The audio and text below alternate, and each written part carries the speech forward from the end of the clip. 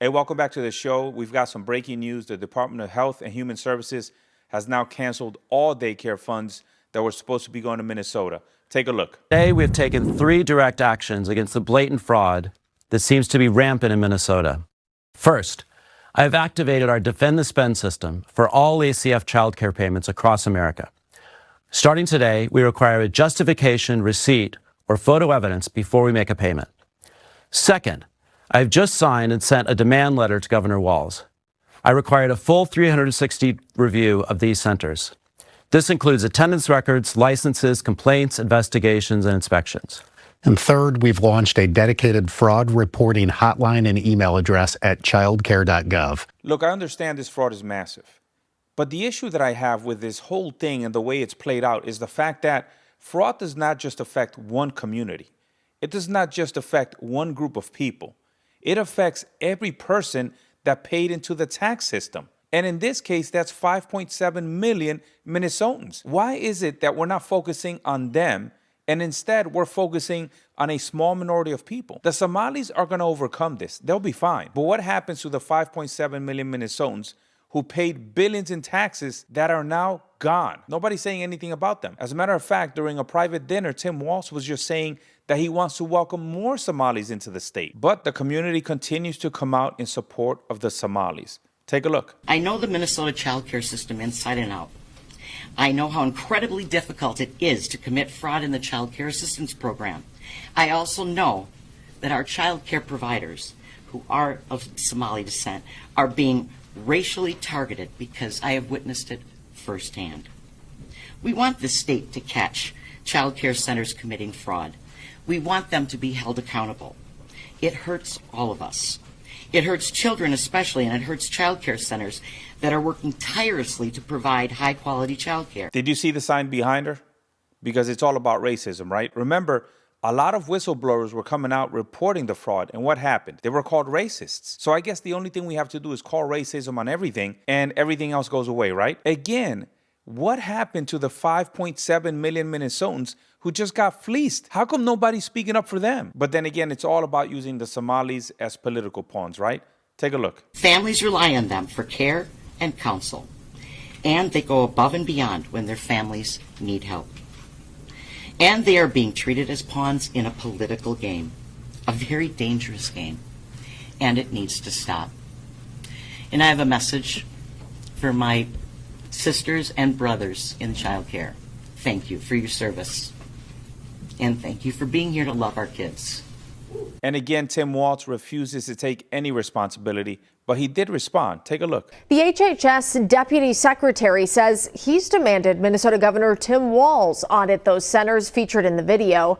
The governor responded on X, saying this is Trump's long game. We've spent years cracking down on fraudsters.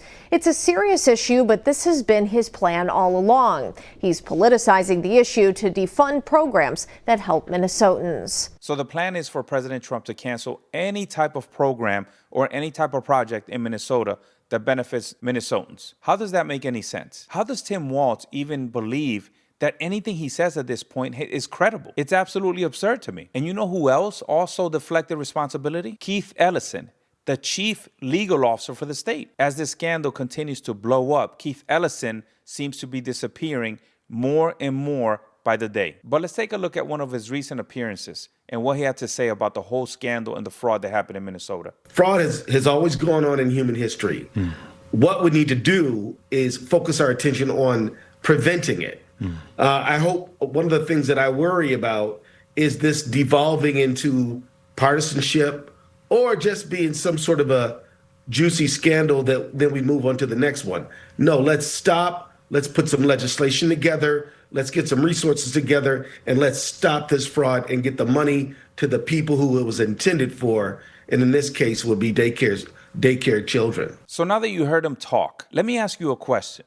Do you know what the state attorney's responsibility is as the chief legal officer for the state? He's responsible for enforcing state law and protecting the public interest. And the way that he's supposed to do that is by investigating and prosecuting civil fraud. And there's 3 types of fraud that he's responsible for investigating. So let's go over each one and you tell me if he's been successful. The first one is the misuse of public funds. What just happened during this whole daycare scandal? The misuse of public funds. So that's failure number one. Number two is nonprofit fraud. What happened with Feeding Our Futures? That's strike number two. And the third is Medicaid, charity, and consumer fraud. What happened with the healthcare centers that we saw in Nick Shirley's videos? Oftentimes, right next to each other, doors right next to each other that were empty. No patients whatsoever. That is strike number three. He has failed in all three of these, yet he's still the state attorney general. Make that make sense. You know, one of the worst things about this fraud is the fact that it's been happening for over a decade. Take a look at this video. How significant is this problem? Massive. Steve Halicki spent 15 years as a welfare fraud investigator for Hennepin County. He came to us to grind an axe. They don't want a fraud unit to do anything. They want a fraud unit on paper. Halicki was fired in 2013 while in the midst of a big investigation. The county claims he was an insubordinate bully whose tactics were hampering efforts to catch welfare cheats. They don't want to point fingers at various organizations and people. This is nothing but a giant cover-up. When he talks about pointing fingers in the video, I think we all know that he's talking about pointing fingers at a specific community. Because if you do, remember you're a racist or a white supremacist. And that's according to the governor, Tim Walz. Fraud has no gender or race. Fraud is fraud. And it appears that when people tried to report the fraud, retaliation took place. But you know, I knew it was only a matter of time until CNN caught up to Nick Shirley and tried to invalidate everything that he did. Take a look. Do you think that federal law enforcement hasn't done enough? I mean, they would say, look, these fraud cases have been going on, but they've already done like 80 indictments. The cases have been going on, you know, for years. And why did I show up one day in Minnesota and go to all these daycares, no children? They're receiving millions of dollars. We uncovered nearly $110 million in fraud in one day. So what CNN understands here is that to invalidate Nick Shirley's claims, they have to validate their assumptions that fraud is not taking place.